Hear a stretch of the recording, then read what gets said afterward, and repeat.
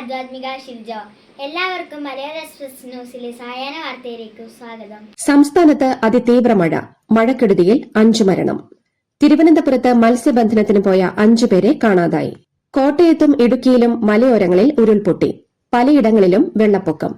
ഇടുക്കി അടൂർ മലയിലെ ഉരുൾപൊട്ടലിൽ കുടയത്തൂർ സ്വദേശി സുമതി മരിച്ചു. 2 പേരെ രക്ഷപ്പെടുത്തി. ഇടുക്കി കോലാഹലമേട്ടിൽ ലീലാമണിയുടെ വീടിന് മുകളിലേക്ക് ഉരുൾപൊട്ടിയ മണ്ണ് വീണു. ഇവരുടെ ബന്ധുവായ വൈക്കം സ്വദേശി പ്രഭാകരൻ നായർ മരിച്ചു.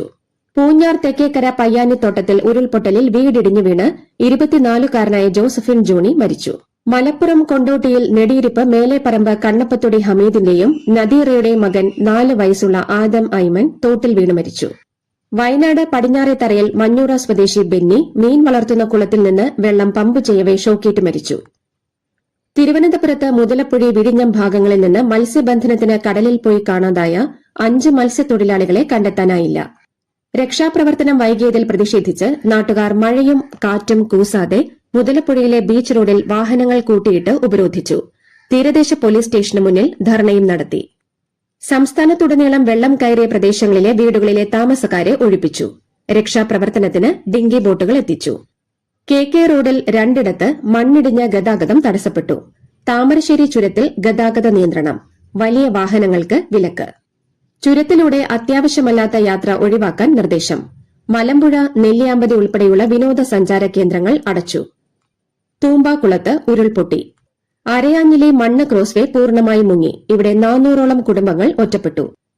ദുരന്ത നിവാരണ പ്രവർത്തനങ്ങൾ ഏകോപിപ്പിക്കാൻ റവന്യൂ മന്ത്രിയുമായും ചീഫ് സെക്രട്ടറിയുമായും ജില്ലാ കളക്ടർമാരുമായും മുഖ്യമന്ത്രി VD സതീശൻ സംസാരിച്ചു.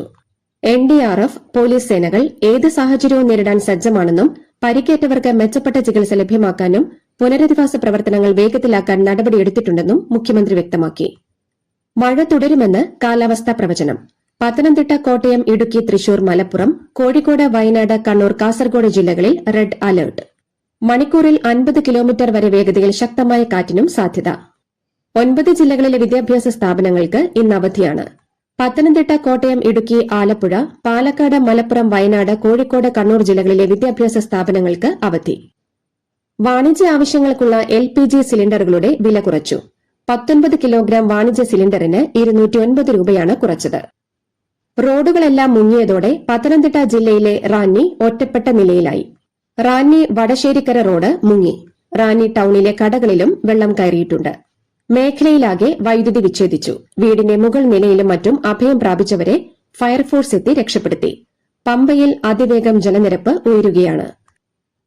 LDF സർക്കാർ PM ശ്രീ പദ്ധതിയുടെ കരാറിൽ ഒപ്പിട്ടത് കേന്ദ്ര സർക്കാർ സമ്മർദ്ദത്തിനായി തടഞ്ഞുവച്ചിരുന്ന പല ഫണ്ടുകളും ലഭിക്കാൻ വേണ്ടിയായിരുന്നെന്ന് പ്രതിപക്ഷ നേതാവ് പിണറായി വിജയൻ.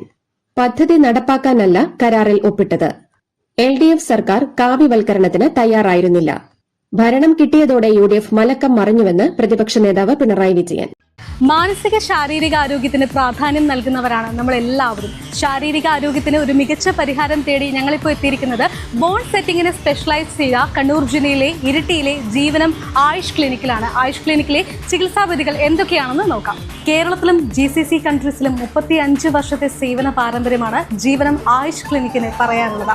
ബോൺ സെറ്റിംഗ് മാത്രമല്ല, അതിനോടൊപ്പം തന്നെ പ്രസവ ശുശ്രൂഷയും ഒപ്പം തന്നെ സന്ധിവാത ചികിത്സയുമാണ് ഇവിടുത്തെ ഏറ്റവും ഇമ്പോർട്ടൻ്റ് ആയിട്ടുള്ള ചികിത്സാ വിധികൾ എന്ന് പറയുന്നത്. മാത്രവുമല്ല, നിരവധി സാറ്റിസ്ഫൈഡ് ആയിട്ടുള്ള കസ്റ്റമേഴ്സ് തന്നെയാണ് ജീവനം ആയുഷ് ക്ലിനിക്കിന്റെ ഏറ്റവും വലിയ മുഖമുദ്ര. ഇവിടെ വന്ന് ഞാൻ ട്രീറ്റ്മെന്റ് ചെയ്തിട്ട് എനിക്ക് ഒത്തിരി വ്യത്യാസങ്ങൾ, എന്താ പറയുക, എൻ്റെ കൈയും കാലും ഒക്കെ നല്ല സുഖമായിട്ട് റിലാക്സ് ആയിട്ട് ചെയ്യാൻ പറ്റുന്നുണ്ട്. നാഡി, ഞരമ്പ്, സന്ധി, അസ്ഥി സംബന്ധമായ വിവിധ രോഗങ്ങൾക്ക് ചികിത്സ തേടിയെത്തുന്നവരാണ് ഇവിടുത്തെ ഒട്ടുമിക്ക പേഷ്യൻസും. ഇവിടുത്തെ ഏറ്റവും വലിയൊരു സവിശേഷത എന്ന് പറയുന്നത് ഗുരുക്കൾ ഇബ്രാഹിം ഹാജിയുടെ സേവനം തന്നെയാണ്. എല്ലാ ശനിയാഴ്ചകളിലുമാണ് ബോൺ സെറ്റിങ്ങിന് സ്പെഷ്യലൈസ് ചെയ്ത ഈ ഒരു സേവനം രോഗികൾക്ക് വേണ്ടി നൽകുന്നത്. വേദനയോടെ എത്തുന്ന രോഗികൾക്ക് പുഞ്ചിരിയോടെയുള്ള മടക്കം, അതുതന്നെയാണ് ജീവനം ആയുഷ് ക്ലിനിക്കിന്റെ ഏറ്റവും വലിയ വരദാനം എന്ന് പറയുന്നത്. ആരോഗ്യ ചികിത്സാ സംബന്ധമായ മറ്റു വിവരങ്ങൾക്ക് താഴെ കാണുന്ന നമ്പറിൽ കോൺടാക്ട് ചെയ്യുക. സംസ്ഥാന വ്യാപകമായ കനത്ത മഴയ്ക്കിടെ ജാഗ്രത പാലിക്കണമെന്ന് മുൻ മന്ത്രി MM മണി. കനത്ത മഴയെ തുടർന്ന് പ്രധാന നദികളും പോഷക നദികളും തോടുകളും കരകവിഞ്ഞ് ഒഴുകുകയാണ്. സർക്കാർ സംവിധാനങ്ങളോട് സഹകരിക്കണമെന്നും ദുരിതാശ്വാസ പ്രവർത്തനങ്ങൾക്കായി ഏവരും ഒറ്റക്കെട്ടായി ഇറങ്ങണമെന്നും MM മണി ആവശ്യപ്പെട്ടു. മഹാപ്രളയത്തിലെ രക്ഷാപ്രവർത്തനത്തിൽ UDF പങ്കാളിയായില്ലെന്നും CMDRFിലേക്ക് സംഭാവന നൽകിയില്ലെന്നും പ്രതിപക്ഷ നേതാവ് പിണറായി വിജയൻ.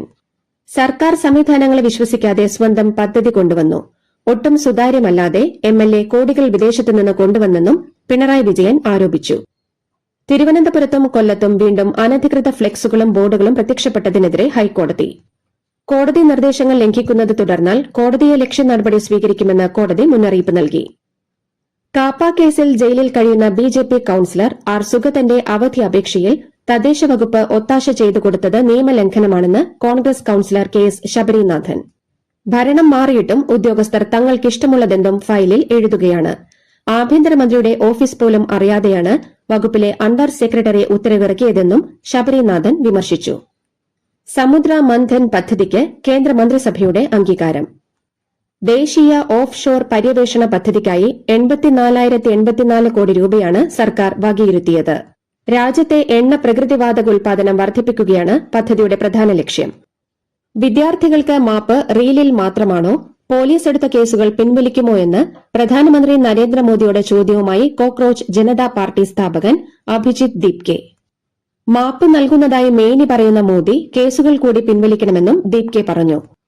കർണാടകത്തിൽ ഓഗസ്റ്റ് 13-ന് ബന്ദ്. കാവേരി നദീജല തർക്കവുമായി ബന്ധപ്പെട്ട് കന്നഡ അനുകൂല സംഘടനകളാണ് ബന്ദ് പ്രഖ്യാപിച്ചത്. ബന്ദിന് വിവിധ സംഘടനകളും ഓട്ടോ, ടാക്സി, സ്കൂൾ ജീവനക്കാർ, സിനിമാ മേഖലയിലെ ഫിലിം ചേംബർ തുടങ്ങിയവ പിന്തുണ അറിയിച്ചു. ഇന്ത്യൻ നാവികസേനയുടെ ഡെപ്യൂട്ടി ചീഫ് ഓഫ് നേവൽ സ്റ്റാഫായി മലയാളിയായ വൈസ് അഡ്മിറൽ AN പ്രമോദ് ചുമതലയേറ്റു. 36 വർഷത്തിലേറെ നീണ്ട സേവനകാലത്ത് കപ്പലുകളിലും കരയിലുമായി കമാൻഡ് ഓപ്പറേഷൻസ്, പരിശീലനം, സ്റ്റാഫ് ചുമതലകൾ ഉൾപ്പെടെ നിരവധി പ്രധാന സ്ഥാനങ്ങൾ വഹിച്ചിട്ടുണ്ട്. കളോട് ക്ഷമിച്ചെന്ന് റീലിറക്കിയ പ്രധാനമന്ത്രി നരേന്ദ്രമോദിയെ പരിഹസിച്ച് കോൺഗ്രസ്. മോദി ഇരവാദം ഇറക്കുകയാണെന്നും കേന്ദ്ര സർക്കാർ മാപ്പ് പറയണമെന്നാണ് യുവാക്കൾ ആവശ്യപ്പെടുന്നതെന്നും കോൺഗ്രസ് നേതാവ് ജയറാം രമേശ് വിമർശിച്ചു. വിദ്യാർത്ഥികളെ ക്രിമിനലുകളെ പോലെ കാണുന്ന കേന്ദ്ര സർക്കാരിന്റെ നിലപാട് അംഗീകരിക്കാനാവില്ലെന്ന് മുതിർന്ന കോൺഗ്രസ് നേതാവ് സന്ദീപ് ദീക്ഷിത്. വിദ്യാർത്ഥികൾ ഉന്നയിക്കുന്ന വിഷയങ്ങളൊന്നും സർക്കാർ ശ്രദ്ധിക്കുന്നില്ലെന്നും അദ്ദേഹം കുറ്റപ്പെടുത്തി. ചരക്ക് കപ്പലുകൾക്ക് നേരെ ഇറാൻ നടത്തുന്ന ആക്രമണങ്ങളിൽ കടുത്ത ആശങ്ക രേഖപ്പെടുത്തി ഇന്ത്യ. വിദേശകാര്യമന്ത്രി S ജയശങ്കർ ഇറാൻ വിദേശകാര്യമന്ത്രി സയ്യദ് അബ്ബാസ് അരാഗ്ജിയുമായി ഫോണിൽ സംസാരിക്കുകയും ഇന്ത്യയുടെ നിലപാട് വ്യക്തമാക്കുകയും ചെയ്തു. കുവൈറ്റിനു നേരെ ഇറാന്റെ ആക്രമണം. ഡ്രോണുകളെ കുവൈറ്റ് വ്യോമ പ്രതിരോധ സേന തകർത്തു. അതോടൊപ്പം രാജ്യത്തെ സുപ്രധാന സൈനിക സിവിലിയൻ കേന്ദ്രങ്ങൾക്ക് നേരെ ഇറാൻ നടത്തിയ ഡ്രോൺ ആക്രമണങ്ങളെ കുവൈത്ത് ശക്തമായ ഭാഷയിൽ അപലപിച്ചു. ഒമാൻ തീരത്തിന് സമീപം സഞ്ചരിക്കുകയായിരുന്ന ചരക്ക് കപ്പലിന് നേരെ ആക്രമണം. തിരിച്ചറിയാത്ത വസ്തുവെന്ന് പതിച്ച് കപ്പലിന് കേടുപാടുകൾ സംഭവിച്ചു. കറാച്ചിയിലെ ലിയാരി പ്രദേശത്ത് ഗുണ്ടാത്തലവൻ ഉസൈർ ബലൂച്ചിന്റെ സഹോദരൻ സുബൈർ ബലൂച്ചിന് നേരെ വെടിവയ്പ്. സുബൈറിന് ഗുരുതരമായി പരിക്കേറ്റു. 2 വഴിയാത്രക്കാർക്കും പരിക്കേറ്റിട്ടുണ്ട്. ലക്ഷ്യം തെറ്റി സഞ്ചരിക്കുന്ന സ്പേസ് എക്സ് റോക്കറ്റ് ബുധനാഴ്ച ചന്ദ്രനിൽ ഇടിച്ചിറങ്ങുമെന്ന് ശാസ്ത്രജ്ഞർ. ഒരു ഗർത്തം രൂപപ്പെടുകയും പൊടിയും അവശിഷ്ടങ്ങളും ഉയരുകയും ചെയ്യും. വർഷങ്ങൾക്ക് മുൻപ് ചന്ദ്രനിലേക്ക് 2 ലാൻഡറുകൾ അയക്കാൻ ഉപയോഗിച്ച റോക്കറ്റാണ് ലക്ഷ്യം തെറ്റി ചന്ദ്രനിൽ പതിക്കുന്നത്. ഫിഫ ലോകകപ്പ് ടൂർണമെന്റുകളിൽ സ്വകാര്യ നിക്ഷേപം കൊണ്ടുവരാനുള്ള വിവാദ പദ്ധതി ഫിഫ പ്രസിഡന്റ് ജിയാനി ഇൻഫാന്റിനോ ഉപേക്ഷിച്ചു. എല്ലാ മേഖലകളിൽ നിന്നും ശക്തമായ പ്രതിഷേധം ഉയർന്നതോടെയാണ് നിലപാട് മാറ്റിയത്.